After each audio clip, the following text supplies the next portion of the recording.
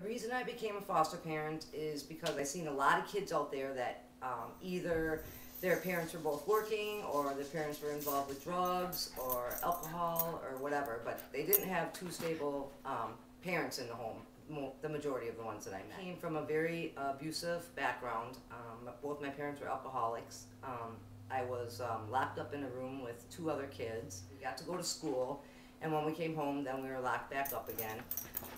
We were sexually abused by a brother who was in charge of making sure the doors were locked at night and that we were tied in our beds. And I made a promise that if I ever got out of that house in one piece, that I would pay it back forward, that I would always make sure that I could take care of kids that were ever in my position. I found out that what was happening wasn't normal. I mean, I had some clues, you know, but I was deathly afraid of leaving.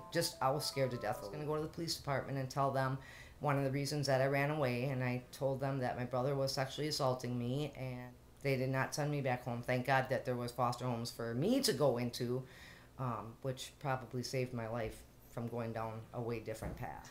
How many foster children have you, have the two of you had in your home? I believe it's probably about 40, it's between 45 and 50.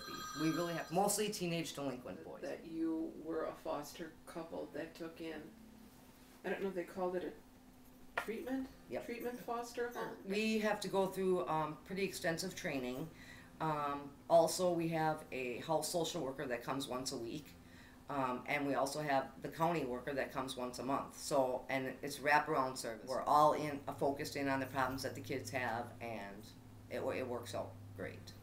We've had kids come back to tell us that they got married, or when they had their first baby, or, you know, even kids that left on the worst terms, you know, where they even got pulled out of here by the police or whatever, they still come back. They still come back. They've taken something with them that brings them back. I guess what I'd like to say is, you know, people probably hear horror stories about it, but we've never had a situation that we couldn't handle.